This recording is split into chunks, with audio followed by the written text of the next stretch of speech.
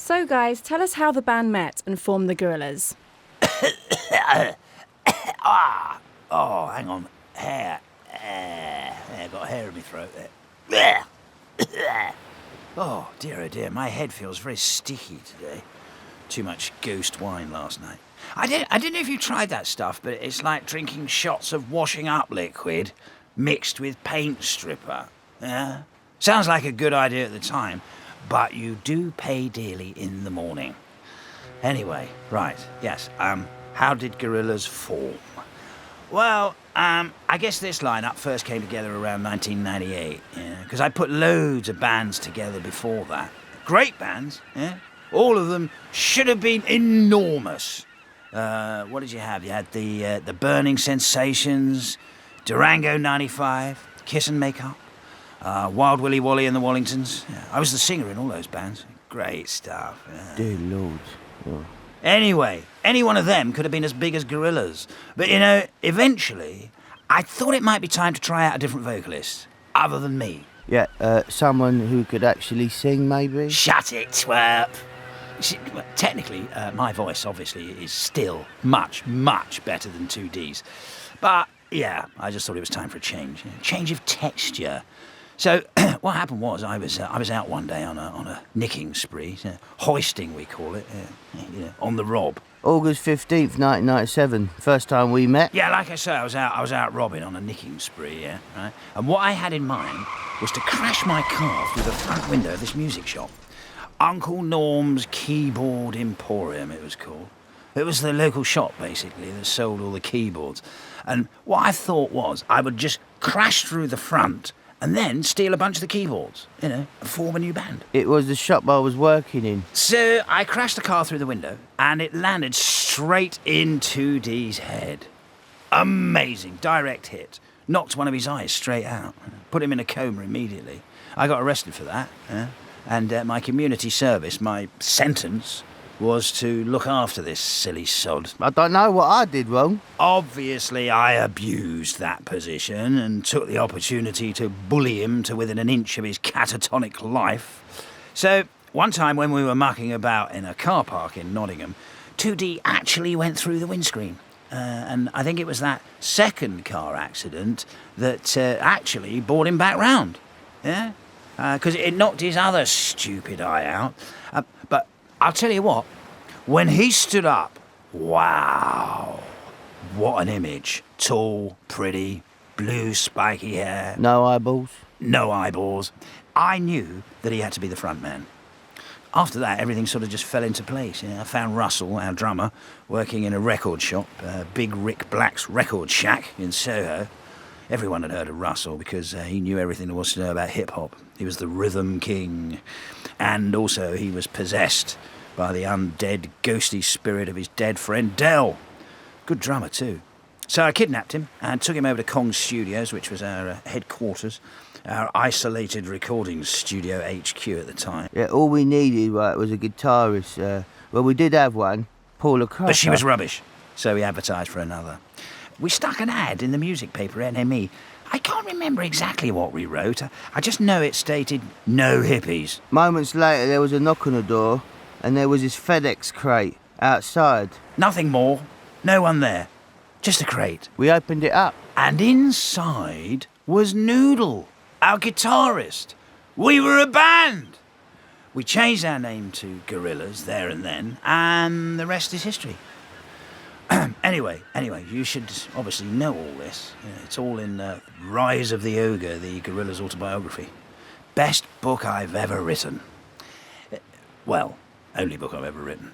Came out a couple of years ago. And do you know what? I think I'll re-release it now. Maybe even update it. It's a fantastic tale. It's better than Wordsworth. It should be compulsory in schools. I haven't even read it. Neither have I. So, yeah. Gorillas, that's how we formed. It's important to get a name right, though, isn't it? I had this one band called This Show Has Been Cancelled. And, well, no one ever came to see us. Pointless, really. So we split up. We did reform briefly about a month later under the name We Have Split Up. But, yeah, well, again, it was just a waste of time. You're an idiot. Shut your face! And who or what are your individual musical influences, and how do they differ from the group's influences? Oh, well, it's all kind of changed now over the years. There wasn't nearly so much of it when I was growing up. He was born a long time ago. I was basically into metal, all kinds of metal. Hair metal, death metal, precious metal, heavy metal, scrap metal. Bands like Tigers of Pang Tang, Poison, Rat, Dio, Twisted Sister, Cinderella. I hate all that stuff. For me, it was bands like The Jam, Wire, Buzzcocks, Magazine, Ultravox, Talking Heads. I loved all the punk stuff, and the Human League. Scott Walker I liked. Yeah, he's good. Now, I don't know, it's all over the place. I get sent tapes through the post. Tapes, really? Yeah, tapes. Through the post? Yeah. That's very odd. I didn't think they made tapes anymore. They don't email you a link or something. No, tapes through the post. It's Plastic Beach. Over the years, though, my taste has changed, or developed, because there's loads of stuff. I mean, you can see it if you check out who I get to play on our albums, like Ike Turner, The Far Side, De La Soul, British rappers like Bash and Kano, Roots Maneuver, Russell got us all into a lot of the hip-hop stuff, He was into old school stuff like ESG, Cool Herc, Trouble Funk, Sly and the Family Stone, Zap. And I recorded some stuff with Omar Soliman over in Beirut last year. And we've obviously done loads of stuff with the National Orchestra for Arabic Music and Cerebral Ballsy I like. I mean, if you just want me to list stuff, I can just go Tom Tom Club, Sparks, New York Dolls, XTC, Johnny Cash, Lead Belly, Yo Majesty, Love, Kinks, Sunhouse, Tito Puente, Photech, Cheap Trick, Salt and Pepper. Sonic Youth, Clash, Hendrix, Quincy Jones, Scatterlights, Aphrodite's Child, The Congos, Funboy 3, Sun Ra, Shaka Dima Sam. The Sex Gang Children, Lalo Schifrin, Wendy Carlos, Augustus Pablo, Fela Kuti. Look, in one way or another, by hook or by crook, we've ended up working with loads of people that we're into. They all sort of end up in the family.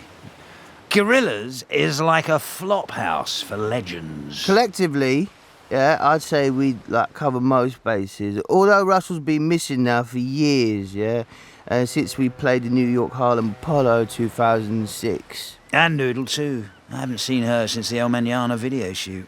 I had to build a cyborg out of her from the DNA I scraped up from the crash site when she got shot out of the sky.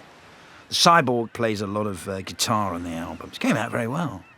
But the original Noodle, well, one can only hope that she returns. Still, I saw some footage of her with a mask on recently. It got used, actually, in our Melancholy Hill video, so I think she's safe. She might even be on her way back to us. To Plastic Beach, who knows? So guys, how did you both begin playing music, and what was your first musical instrument? For me, it was keyboards, any keyboards really. My dad used to find stuff in junk shops and even customise them for me. I had a Casio VL Tone, which I used to take everywhere with me. It looks a bit like a melodica, which was another instrument I loved, still do. But, keyboards was the thing that I loved. Stylophones, Moogs, synths, electronic stuff. Anything that makes a bloopy noise. I was a bit like Brian Eno. Only without the talent. Or brains. Sod off your goff. Right! That's it!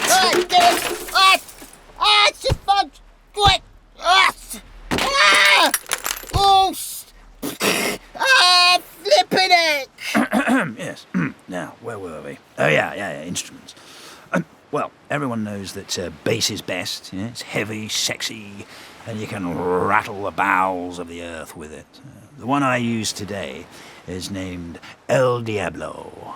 It was given to me by Beelzebub, the king of the underworld himself, as a present when I signed my eternal contract with him. I gave him my soul, and he promised to make Gorillaz the biggest band that the world has ever seen. So, it's all working out rather nicely, really, isn't it? Although you can't really play it, so we keep having to bring in extra bass players. Now, Murdoch, it's been known that you've developed some issues with 2D over the years. How do you create music with 2D if you can't even stand to be near him? Your bio in the Gorillaz website states that you hate 2D, and 2D also idolises you, Murdoch. So, tell me, Tell me a bit about that. Well, I admit it's not all plain sailing. I mean, look at him. He's got, well, special needs. But for me, music is the ultimate goal. Something that you have to rise above petty differences in order to achieve. The greater good. And he does have a very special voice. Voice of an angle. You can't do it without me, simple as that. You'd still be living in a Winnebago in Stoke if I wasn't singing. Knocking off barmaids on a Friday night. If you were lucky. And even if it is like dealing with some form of mental case, I still think it's worth it in the end. And I guess it helps that he's always looked up to me as a kind of father figure. In your dreams, Pedro. And also, I understand it's not very gentlemanly to point out that our first guitarist, the one before Noodle, was a girl called Paula Cracker. She was 2D's girlfriend, who I had a rather lovely altercation with in the toilets at Kong Studios. Where? After! What? No! No, you can't pull that! No! For the love of... Careful! Damn it! Get off! Sit back down. That's it, like a good boy. And let's finish this interview, shall we? Just breathe into this rag. Yeah, deep breaths, big gulps. Yeah, there we go. All better now. Shall we continue? And, I think it might be a good idea to direct the next question at me, not him.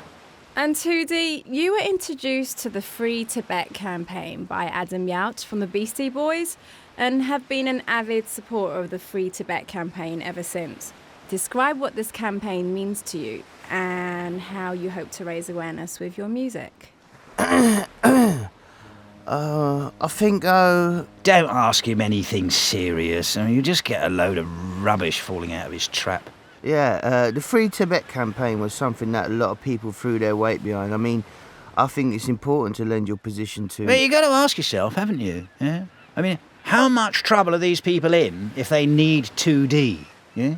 An animated singer from a Western pop band as a spokesperson for their cause. I think it's important for each and every person to have the liberty and the freedom to live their lives how they choose to, without the interjection and repression from heavy-handed authorities. It's about basic human rights, really. He doesn't really know what he's talking about, though. Do bear that in mind. You know what, guys? I've always loved the song Clint Eastwood, but could never figure out what it's about. What is the song about? I mean, what inspired the song's title? Oh, melancholy, hope, and sweet, sweet dubby reggae. That was one of the first tracks I wrote for this band.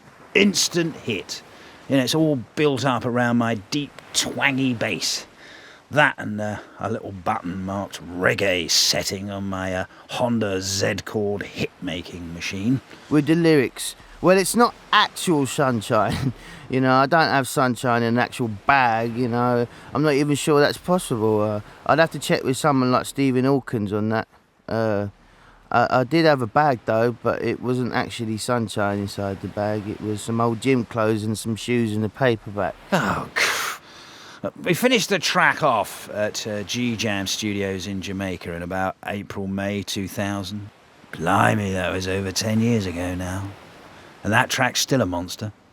It's actually like a big, clean, inky canvas for rappers of all sizes to come paint their rhymes onto.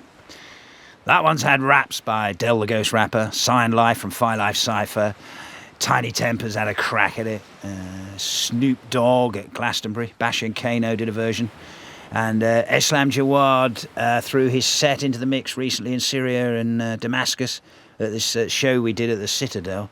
It's a truly continental cut, that Clint Eastwood song. Frequent flyer. We called it Clint Eastwood because it had a kind of Ennio Morricone feel to the melodical line, like the good, the bad and the ugly or something. So we went with that as a theme, and also calling it Clint Eastwood had a kind of old reggae vibe to the name. I'm not sure why you're actually still talking here.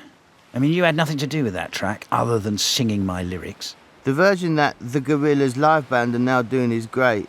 Very heavy, Paul Simonon bass is way better, way heavier than the original now. In fact, we should record it with the proper bass on there, instead of that cod ham-fisted clumping you do. Dirty Harry focuses on a war in the Middle East, yeah, and features the children's choir of San Fernandez. What are the song's meanings, and how did the addition of the children's choir affected the song's themes? This is one of the first ones Noodle made with Danger Mouse, who took the production wheel for Demon Days, our enormous selling second album. It was built up around an old Gorillaz jam. Russell wanted the drums to sound like something Clyde Stubblefield would put down, or Zigaboo Modelise from the Meters.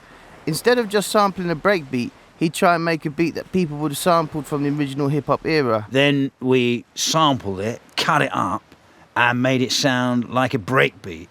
Bit pointless, really, but we were jamming round a keyboard riff that sounded something like The Message by Grandmaster Flash. Danger Mouse added the San Fernandez youth chorus. I think it's always quite powerful when you get kiddywinks singing along to serious themes, don't you?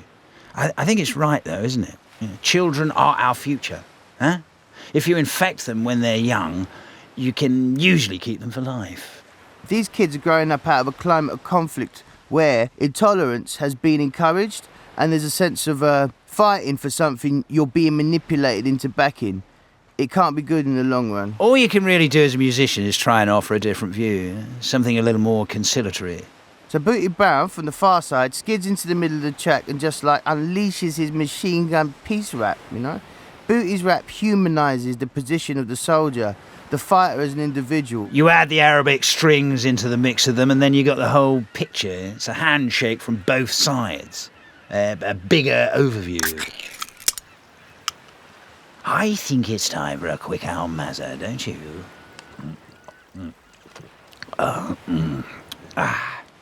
Yeah, the name though, yeah. I think you're reading too much into it. The song we did, Clint Eastwood, came first, and we needed another hit like Clint Eastwood. So we named the track Dirty Harry, which is a bit like Clint Eastwood. It's only when you look back on it, it seems to have that political connection. Actually, have you got any rum? I'm beginning to come round, and it's not a pleasant feeling, I can tell you, being in focus. Please. Now, one of my favourites, Feel Good Inc., was awarded the Grammy Award for Best Pop Collaboration with Vocals in 2005. Did you feel this song was going to be a major hit when you were recording it with De La Soul? Yeah, Feel Good Inc., yeah. I saw its potential from the very first beat. It was like panning for gold. Amongst the brown, murky waters, I saw this track all shiny and glimmery, shining like a big rock of gold. It said, "Play me, play me." And I knew as soon as the De La Soul boys dropped their glorious rap about Motowns and ghost towns, this one was going to explode. Against my melody bit, the raps, they like really take off. I think the De La Soul boys had been mucking about with canisters of nitrous oxide all morning because, to be frank, you know, they were giggling their backsides off when they came in. It looked like they were going to out-cartoon us, you know. Lyric-wise, the first part of this came from when I was passing the wind turbines out near Palm Springs. I think I was going to the Coachella Festival, and I passed like a huge field full of those wind turbines farming the land. So I started really with the chorus section and, you know, built it up from there. When Mel farm the land, turn forever hand in hand. So let's touch on a more serious note, guys. Kids with guns. I mean, it focuses, you know, on a very serious issue, and the chorus reads, "And they're turning us into monsters, turning us into fire, turning us into monsters, it's all desire." And the music complements the lyrics with a temperamental and emotional vibe. Discuss what methods you used to create the music and lyrics that gave off this feeling. I got all cold and metallic like I was having a big math calm down. Ugh. It seems to do the job, though. Look, the only point I was trying to put across is that in order to fight monsters, right, you have to become a monster of some sort yourself. Take out all the little soft, fluffy bits and become a bit empty. Turning us into monsters, yeah? Just dead, lifeless eyes staring down the barrel of a gun. Kids, eh? Don't you just love them? You know, when you send people into battle, you have to turn them into a certain kind of thing that can go out and potentially kill. Anyway, maybe it's not good to be too specific, but when you know... It's a strong image, isn't it? Kids with guns. Like that picture by William Klein, Gun 1. Check it out. The kid's got a lovely screwed up face and the gun's pointing right into the camera. Gorgeous. It's only a picture though. We were joined on this track by Nana Cherry. Yeah, Raw Like Sushi was another album that I loved when growing up. And on your new album, Plastic Beach, you work with Snoop Dogg, Lou Reed, Bashy, Mos Def, De La Soul, Gruff Rhys, Mick Jones and Paul Simonon, to name a few. I mean, the list goes on, doesn't it? I mean, what are some of the interesting stories you have that occurred when you were creating the album with these amazing musicians? Oh, I got loads. I mean, how could you not when you've taken so many of those legends, put them together and brought them out to Plastic Beach? Legends of punk, legends of soul, new UK grime rappers, talents old and new. It's like a catalyst for a big adventure, isn't it? Actually, you should have seen some of the poker games we had, you know? Some of them lasted 4 or 5 nights. Obviously, I had to work all around this mess. Plastic Beach became like the Stones' place when they recorded Exile on Main Street. It's just ours, instead of being like a sun-kissed mansion in the south of France, was a floating piece of garbage in the middle of the Pacific. Working with Snoop was great. Yeah. Out of the green, eerie fog that surrounds Plastic Beach, this silhouette of pimp fur and French braids just loomed in. He took a look around the joint and just kind of, welcome to the world of Plastic Beach. Exhale. And after a brief bit of crack-a-lacking in the bubble bath, we were up and running. With White Flag, Bashy and Kano came out to Plastic Beach, and their first reactions were recorded live as they hit the shores. Those lyrics, those raps, were literally the first words those two spoke. I brought them over to Plastic Beach via a crate, so they didn't know exactly where they were or what to expect. See, I crowbarred open the crate, and as they set foot on the jetty, I shoved a mic into their faces and recorded the reaction into my silly little tape recorder. Ta-da! Never a truer rap spoken. Although the National Orchestra for Arabic Music was recorded differently though, wasn't it? Yeah, face ache, that's true. For that, I actually had to go to Syria. I was in disguise as so many people were actually trying to kill me. I was like dressed up in this sort of big smock. It was a bit sort of Peter Sellers, but, you know, needs must, if you know what I'm saying.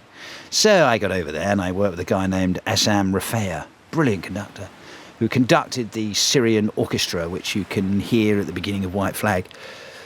Since then, when Gorillaz play live, the Syrian orchestra have joined us in one form or another. And, of course, Gorillaz went over there to play a concert in July. The first major Western band to ever perform there, which is another small step for mankind.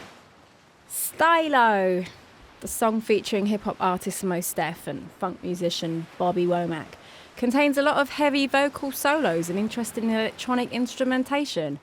Describe the experience you had in the studio when you first recorded this track. Stylo. Yeah, this was the first single to come off the album. In fact, this one got stolen just weeks before the release. Some pirate shot up my island and nicked it and then leaked it online.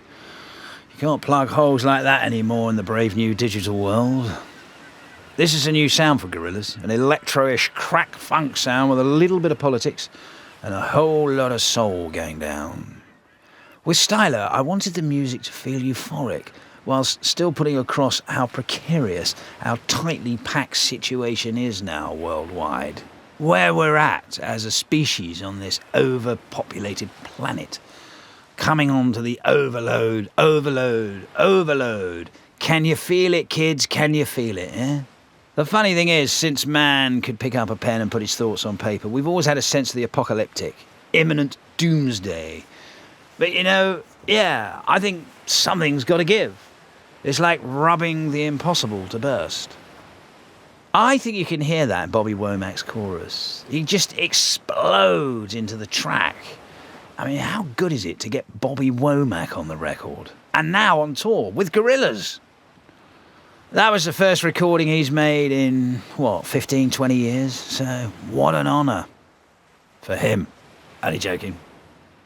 So the vocals for this were recorded out in New York. Same time that I hooked up with Mos Def. Yeah, he's great. Great rapper, great actor, and really vibrant presence. Him and Bobby worked really well with 2D here, so the whole track came together. When I first met up with Mose, it was at the Box Club in New York. He wouldn't stop yapping about the boogeyman. I thought it was just the cocktails talking. But Mose said he's a dark entity, yeah? Made up of all the evil in the world. Swirling black shadow with a gas mask for a face. He's at war unto himself. I shrugged and let Mose spill all this out. But I didn't really take it in. I just wanted Mose on the album, so I put up with it. Turns out that Mose was right. We've got the boogeyman on film now. I'm definitely looking over my shoulder more often. No doubt that's another battle I'm going to end up having. In fact, I tell you where you can see the boogeyman. He turns up in the footage we use for the Stylo video. It's enough to send a chill right down your spine. Look, why don't you top my glass up, stick the record on, and we'll have a little listen, eh? How about that? Your video for Stylo features Bruce Willis as a bounty hunter. Can you summarise the video for us? You know, what was it like to work with Bruce Willis? Yeah, I can summarise it. Someone hired Bruce Willis, or some kind of Willis looky-likey, to try and blow my brains out in the desert. Swine. I had some camera crew following me around, some guys I'd hired, and they caught the whole thing on camera. Quite well, I thought. I was next to Murdoch, who was driving. I was like really hungover that day. I remember I was using this kind of clown mask to hide my headache. It didn't really work. And we had Cyborg Noodle in the back. We were minding our own business, tearing through the desert in the black Stylo Camaro. All of a sudden, I noticed I was being trailed by this cop car. Next thing, Cyborg goes mental and starts shooting at the cop. I tried to pull her in, but it didn't work. The cop flew off the road, and then we launched into this massive billboard, at which point Cyborg started having some sort of digital fit.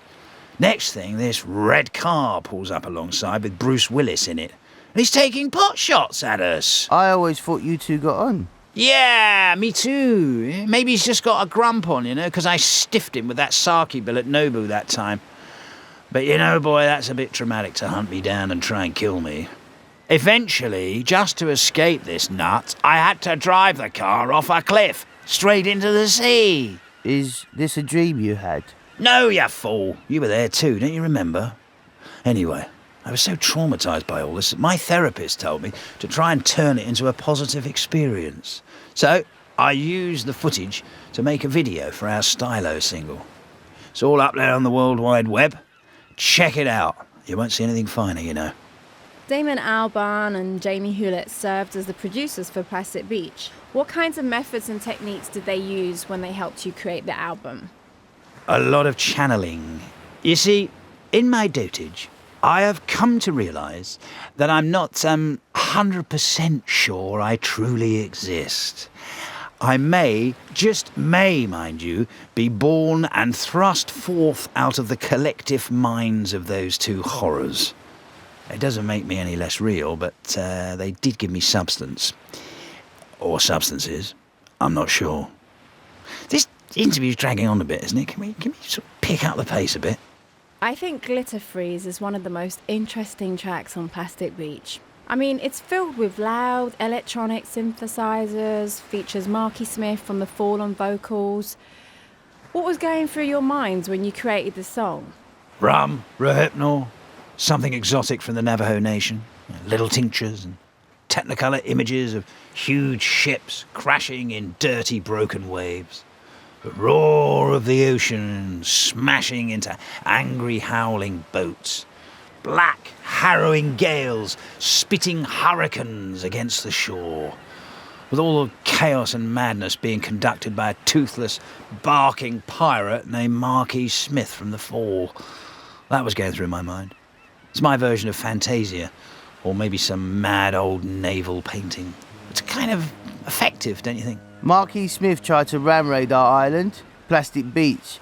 He sailed in on the ghostly pirate ship and tried to smash his way into the recording room. It's a bit chemically synthetic glam rock stomp set on a boat. Do you like it? Do you?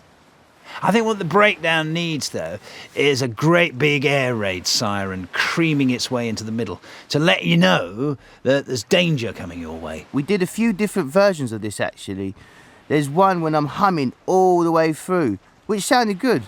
I wonder why we didn't use that one. Yeah, alright! Damn it! Yeah, I wonder too. A track with you humming all the way through. Can't think why we wouldn't have used that. On Melancholy Hill, the video that contains computer animated graphics with additional plastic looking images, I mean, how was this accomplished and how much planning did it take to create this unique music video? I don't know what you're talking about. It's just us in the video. Well, there's a little more than that, you dollop.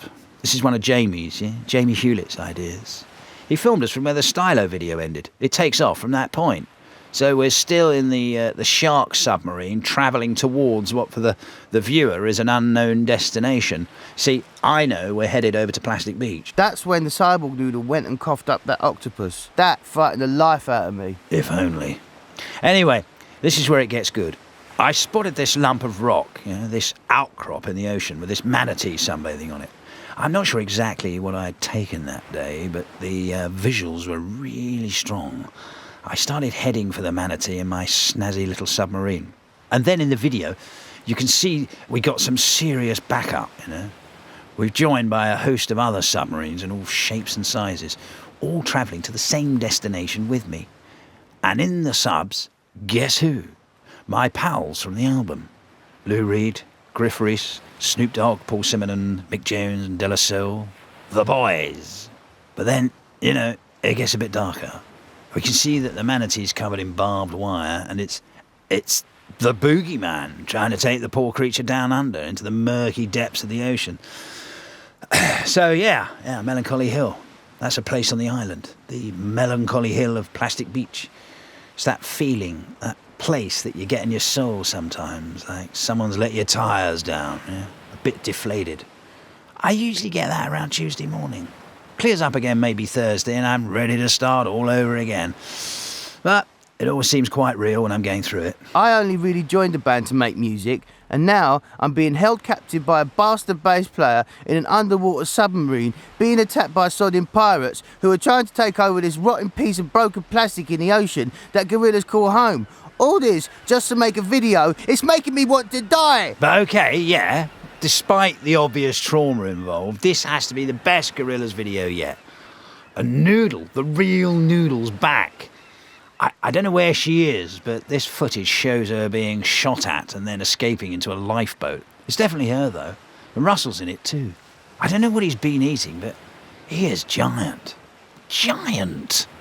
Your music videos tend to have a heavy amount of digital production and computer-generated graphics.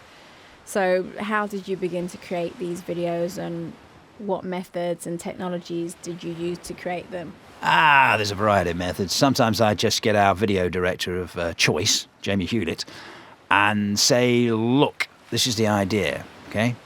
Other times he's had to listen to the track and he'll sketch a couple of ideas out. Sometimes we'll meet up and talk about it. Sometimes. I might mime the video out and then kind of email him in a link. One time I got inside a box and mailed myself to him. It's always different. Once we've filmed the basic premise, all synced up to the track, right, we'll send it over to the Oompa Loompas at Passion Pictures and they'll get to work in their little underground minds, adding effects and extras, just to give them the extra wow factors. So, what goals do you have for Plastic Beach, guys? I mean, what do you hope your fans will get out of this new and amazing album? Goals? We've already done it. Plastic Beach is the document. That's the evidence. The third part of the trilogy. The third panel in my triptych. Look, I've said it before, but all this is a drawing, a sketch. Plastic Beach, the rotting dump in the ocean, is our home for now. But the album is a picture postcard from here. A postcard from the edge of the world. From way back where you are, it might look like luxury, But as you get closer, you'll see it for what it is. A horrible lump of plastic that's been painted pink. It's a fake luxury, transparent. So maybe it's, a warning or a message that maybe we shouldn't turn our world into a spray-painted skip, But other goals, I don't know. I would like to play one of these Gorillaz concerts that's been cropping up. You know, it's quite possible that what happened all those years ago is that Damon Albarn and Jamie Hewlett conjured us, Gorillaz, up. 4 mad, separate characters now made flesh. And now it seems they seem to be having quite a hard time trying to stick us back in the lamp. Boo-hoo. We're here now, and not even with the Clash as backup are you going to defeat us. I'm more than happy to go to war with those goons. For real. I've been denied entrance to my stage many, many times now by those ego-grabbing charlatans. But I'm coming back, see, and blood will spill. How's that for drama? And is there anything else that you want to tell your fans about the new album, Plastic Beach? Yeah. Well, it might just be the missing part of the jigsaw. Real fans will know what I'm talking about, you know? Oh, and yeah, there's one other thing. Plastic Beach, this place I'm on, I think there's something very odd happening here. You see, I just noticed, and it's easy enough to point out, that since the beginning of time, each leap of evolution and innovation has taken a shorter and shorter amount of time. The universe was created 14 billion years ago, Earth 4.5 billion years. Man arrived in its earliest state about 4.5 million years ago. And then we evolved into this state, Homo sapiens, around 200,000 years ago. The earliest cities appeared about 6,000 to 7,000 years ago over in Mesopotamia. And then we've been at war ever since, really. Right up until the last 100 years. And then we really kicked off. The population of the planet had gone from 1 billion to 7 billion in the last 100 years. And every single piece of digital information and technology has exploded in this last century. We're crammed, packed, and it's getting more and more, escalating. The overload. Humanity is now squeezed into this tiny plastic bubble.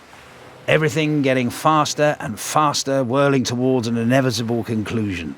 A single point on the horizon, or in the middle of the ocean, say. The entire of time and history and evolution is hurtling towards a single point. Point Nemo.